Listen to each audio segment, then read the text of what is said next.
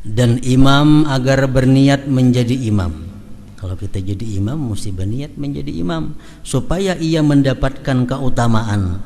Apabila ia tidak berniat menjadi imam, maka salat kaum itu sah apabila mereka berniat makmum dan mereka mendapat keutamaan jamaah.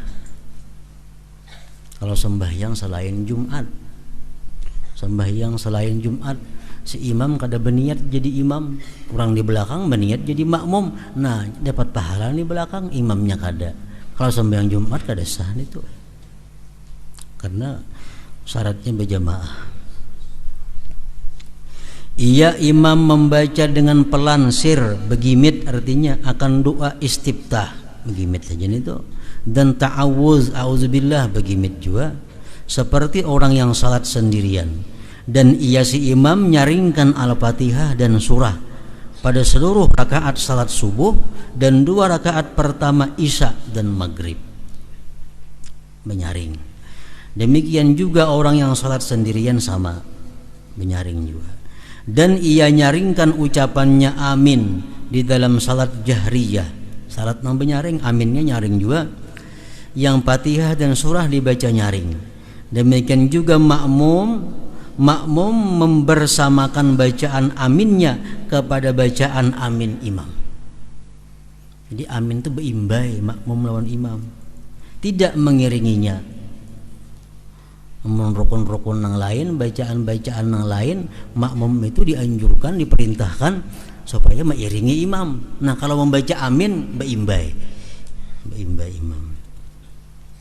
Dan imam diam sejenak setelah Fatihah agar napasnya kembali longgar, dan makmum membaca Al-Fatihah pada salat jahriyah. Salat jahriyah itu maghrib, isya, subuh nang benyaring. Dan makmum membaca Al-Fatihah pada salat jahriyah pada diamnya imam ini, agar ketika imam membaca surat dapat didengarkannya. Jadi begitu tuntung amin berdarau, imam berdiam dahulu. Imam berdiam gunanya apa? Supaya jangan lapar sama jam. Nang kedua memberi kesempatan makmum membaca Fatihah. Nah, nang ketiga gunanya begitu imam kena membaca surah, makmum kawa mendengari surah. Makmum kawa mendengari surah karena bacaan Fatihah sudah tuntung bagi si makmum itu. Makmum tidak membaca surah pada salat jahriyah kecuali apabila ia tidak mendengar suara imam. Makmum kada usah membaca surah kecuali kada mendengar nyoko jauhan lawan imam, bemek kada, jadi di belakang kada mendengar bacaan imam. Nah makmum sunat jom baca surah, sunat membaca surah. Dan imam membaca sami Allahu liman hamidah, artinya semoga Allah mendengar orang yang memujinya ketika ia mengangkat kepalanya dari rukuk. Demikian juga makmum.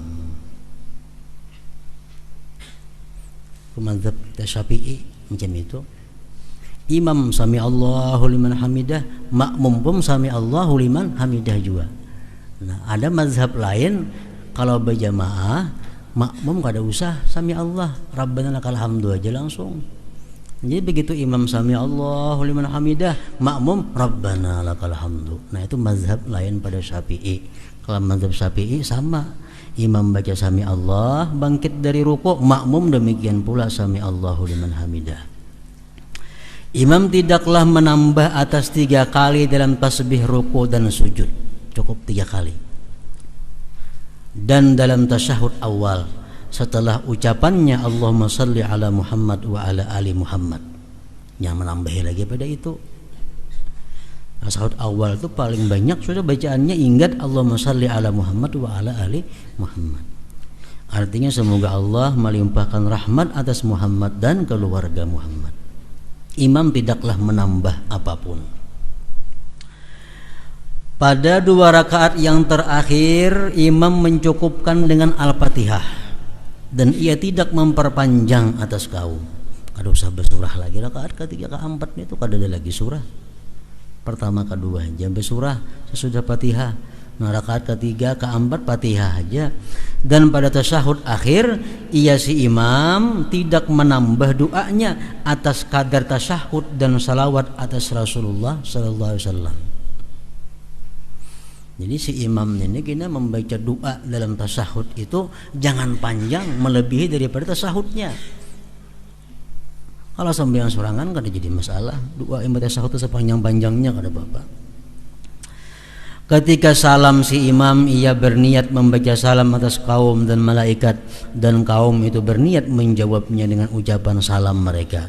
Imam itu bertetap sesaat sehingga manusia selesai salam, dan ia menghadap mereka dengan wajahnya. Yang lebih utama adalah ia tetap jika di belakang kaum laki-laki terdapat kaum perempuan, agar kaum perempuan itu pergi sebelum imam. Jadi amun imam ini di belakangnya ada jamaah bini-bini, imam berdiam dulu di tempat penyambayangannya, sementara binian bulikan pada hulu. Dan seseorang dari kaum itu tidak berdiri sehingga imam berdiri dan pergi kemana ia kehendaki, yaitu ke kanan dan kirinya. Imam tuh bulik kada jadi masalah, ke sebelah kanan kah buliknya, jalan kiri kah buliknya kada jadi soal. Misalnya lawang ini buting nah kiri kanan, imam buliknya nak lawang mana terserah aja nih tuh. Sedangkan kanan itu lebih saya sukai, ujar Imam Ghazali.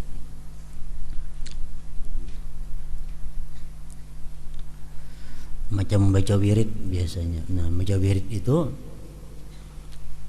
ada sebagian ulama yang mengatakan si imam ini menghadap ke makmum jaminina membaca wirid.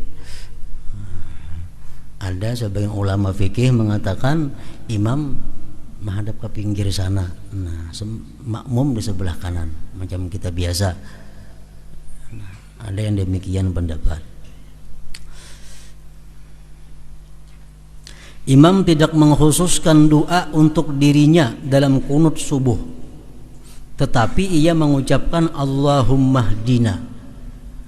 Si imam kada boleh imam Allahumma hdini biman, kada boleh, makruh itu.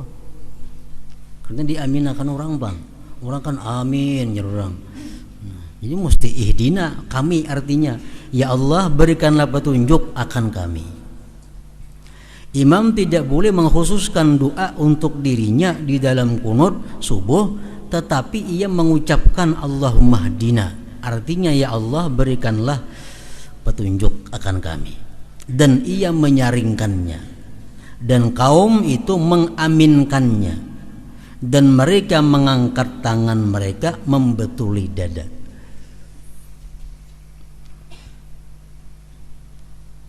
Dan imam tidak mengusap wajahnya ketika selesai berdoa.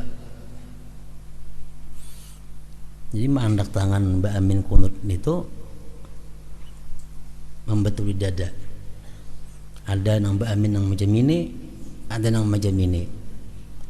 Di dalam kitab Busral Karim disebutkan nang lebih baik itu nang macam ini. Walaupun macam ini boleh aja juga. Nah, ranggang nih. Ada dinto nang bagus, lebih disukai. Dan imam itu mengusap wajahnya ketika selesai berdoa. Ini pendapat Imam Ghazali ini kada diakui oleh kebanyakan ulama-ulama.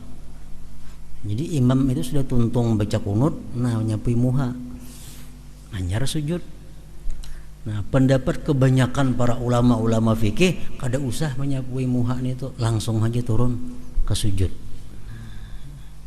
Dan imam itu mengusap wajahnya ketika selesai berdoa. Lain doa-doa nang di luar sembahyang.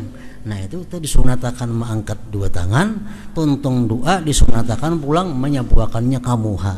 Jangan kada sampai ke sini kada usah ngit muha aja, sampai ke muha cukup. Imam Ghazali mengatakan imam pun demikian pula. Nah, ini pendapat Ghazali kalah, dianggap orang dhaif ampun sidin ini. Terdapat hadis yang dinukil tentang hal itu. Jika tidak, maka menurut qiyas untuk tidak mengangkat tangan seperti pada akhir tasyahud akhir. seperti pada tasyahud, pada akhir tasyahud gitu. Jadi bakunut ini ada ulama yang mengatakan bahwa kada usah angkat tangan bakunut itu. Macam doa-doa yang lainnya kita ada mengangkat tangan kalau Allahumma ghafirli warhamni tadi kan. Ada mengangkat tangan duduk antara dua sujud kada ada kalau. Kada ada. Kayaknya di ujung tasyahud akhir kita berdoa pulang, Allahumma inni a'udzubika min adzabil qabri. Adalah kita mengangkat tangan, kada ada kalau. Nah kunut pun kada usah angkat tangan juga. Ada pendapat ulama demikian. Ada lagi pendapat ulama pulang doa-doa yang lain itu kada usah angkat tangan kecuali kunut. Nah, kecuali kunut. Pendapat Imam Ghazali pulang angkat tangan dan tuntung mengusapkannya ke wajah. Tiga pendapat ini. Nah kemudian larangan-larangan di dalam sembahyang.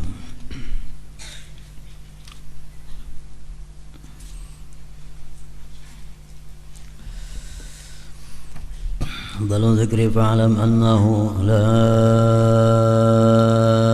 ilaha illallah Muhammadur Rasulullah la ilaha illallah Muhammadur Rasulullah la ilaha illallah Muhammadur Rasulullah la ilaha illallah la ilaha illallah la ilaha illallah la ilaha illallah la ilaha illallah Allahu Allah Allahu Allah Allahu Allah Allahu Allah Allahu Allah Allahu Allah Allahu Allah Allahu Allah Allahu Allah Allahu Allah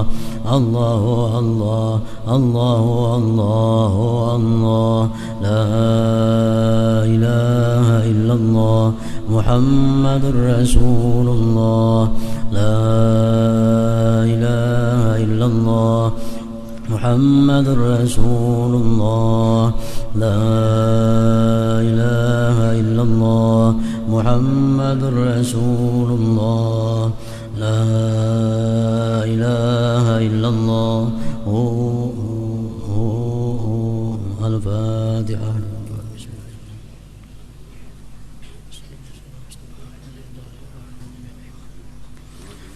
ويا أيها الراجون منه شفاعة صلوا عليه وسلموا